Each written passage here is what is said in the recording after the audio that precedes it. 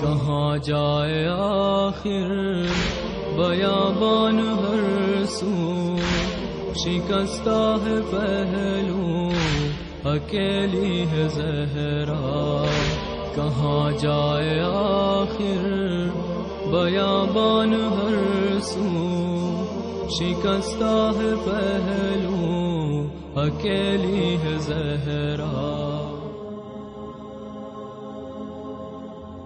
جنت البقیع۔ جنت البقیع میں موجود ائمہ معصومین علیہم السلام کی قبور اطہر امام علی علیہ السلام کے بھائی حضرت عقیل کے ذاتی گھر میں واقع تھیں، اور وقت گزرنے کے ساتھ یہ گھر مزار ائمہ معصومین کی شکل اختیار کر گیا۔ ائمہ معصومین کی شہادت اور اس جگہ تدفین کے بعد یہ جگہ عاشقان اہل بیت کی رفت و آمد کا مرکز بن گئی۔ اسی زمانے میں دیگر ائمہ معصومین کی قبور جو دوسرے شہروں میں تھیں نہایت سادہ اور خستہ حال تھیں، لیکن جنت البقیع 4 معصومین کی یکجا قبور کی موجودگی کی نسبت سے نسبتاً بہتر شکل میں تھا۔ یہ مزار دسیوں سال اسی شکل میں رہا، یہاں تک کہ مجد الملک جو سلجوقی حکومت کا وزیر بھی تھا کے حکم پر ایک ماہر معمار نے اس جگہ پر اونچے گنبد کے ساتھ ایک خوبصورت مزار تعمیر کیا۔ برطانوی حکومت کے سازشی جال اور جان فلپ کا آل سعود کی حکومت کے لیے خصوصی مشاور بن کر آل سعود کو اسلام دشمنی پر مبنی اقدامات پر اکسانا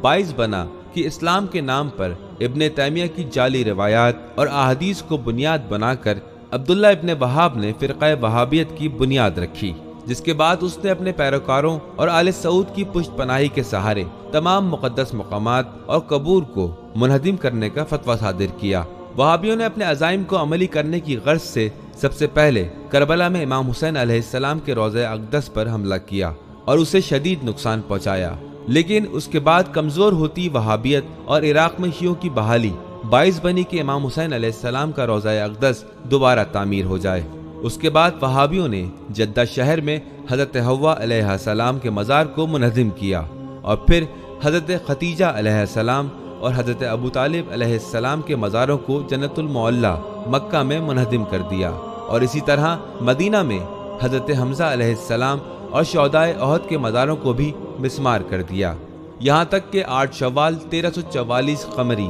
یعنی 21 اپریل 1926 کو جنت البقیع میں موجود تمام ائمہ معصومین اور اصحاب و زوجات رسول کی قبور کو مکمل طور پر منہدم کر دیا گیا۔ وہ جگہ جہاں عاشقان اہل بیت رسول اظہار عشق و عقیدت کے لیے جوک در جوک آیا کرتے تھے۔ اس وقت کے قاضی مدینہ کے فتویٰ پر جنت البقیع پر حملہ کیا گیا، اور وہابیوں نے خاص کر ائمہ اربعہ کے حرم کے ایک ایک حصے کو زمین بوس کر دیا، اور حرم میں موجود تزئین و آرائش کی تمام اشیاء کو لوٹ کر لے گئے۔ یہ تاریخ کا وہ ستم تھا جس کے داغ کو لیے آج تک عاشقان اہل بیت رسول غم زدہ ہیں۔ آج عالمی سطح پر ہر عاشق اہل بیت رسول کا یہی مطالبہ ہے کہ جنت البقیع پر حرم ائمہ معصومین علیہم السلام کی جلد از جلد تعمیر کی جائے، تاکہ وہاں کی نورانی قبور پر گنبد سایہ افکن ہو سکے۔ ہم جنت البقیع کو ضرور تعمیر کریں گے۔